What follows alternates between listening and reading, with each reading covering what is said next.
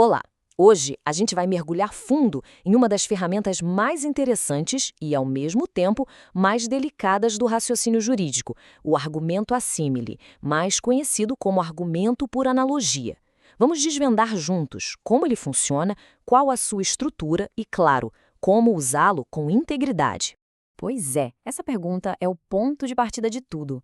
As leis são escritas numa certa época, mas a sociedade não para, né? Ela muda, evolui. Então, o que acontece quando aparece um caso totalmente novo, algo que quem escreveu a lei nem imaginava que poderia acontecer? É exatamente para resolver esse tipo de problema que o argumento por analogia existe. Ok, vamos direto ao ponto. A lógica é basicamente a seguinte: imagine que uma lei proíbe, com todas as letras, a discriminação por gênero. Certo? Aí surge um caso de discriminação por orientação sexual. A lei não fala nada sobre isso.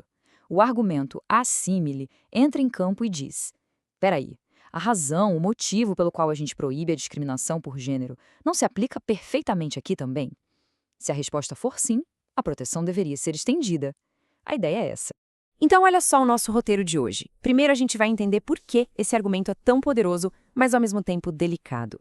Depois, vamos dominar a estrutura de 4 passos para montar um argumento sólido. Vamos também diferenciar conceitos que parecem iguais, mas não são. Veremos, claro, as armadilhas, ou seja, quando a analogia falha. E, para fechar, como usar essa ferramenta de forma ética e realmente persuasiva. Vamos começar pela natureza desse argumento. A beleza dele está na sua lógica, que é muito intuitiva, sabe? Quase elegante. A gente bate o olho e entende. Só que aí vem a parte delicada. A força dele depende totalmente da qualidade da semelhança que se apresenta.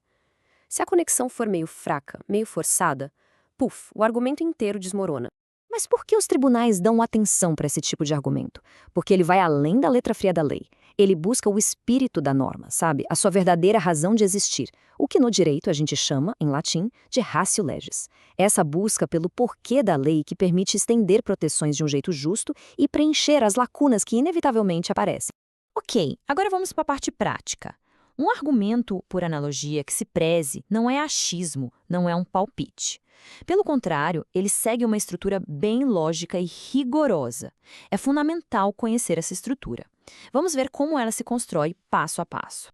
Aqui está o esqueleto de qualquer bom argumento por analogia. São 4 passos bem claros. E para isso ficar bem concreto, vamos usar um exemplo clássico. A discussão sobre estender o direito à pensão alimentícia, os alimentos, de uma ex-esposa para uma ex-companheira de união estável. O primeiro passo é simples: estabelecer a nossa base. A gente começa com o que a lei já diz, preto no branco. O nosso Código Civil é explícito. A pessoa casada formalmente, o cônjuge, tem direito a alimentos depois do divórcio. Esse é o nosso ponto de partida, é indiscutível. Agora vem o passo crucial, o coração do argumento. Por que a lei protege a ex-esposa?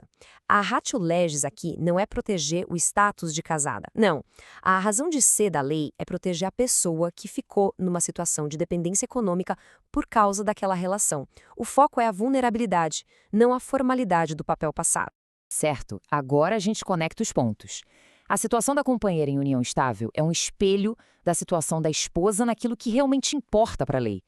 Ambas tiveram uma relação duradoura, ambas desenvolveram dependência econômica e ambas contribuíram para o lar.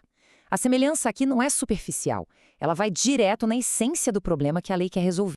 E aqui é o grande finale, a conclusão lógica. Se o objetivo da lei é proteger quem ficou dependente e a situação de ambas é idêntica nesse ponto, seria uma tremenda injustiça proteger uma e não proteger a outra. Seria incoerente. Portanto, o direito deve ser estendido por analogia. Simples assim.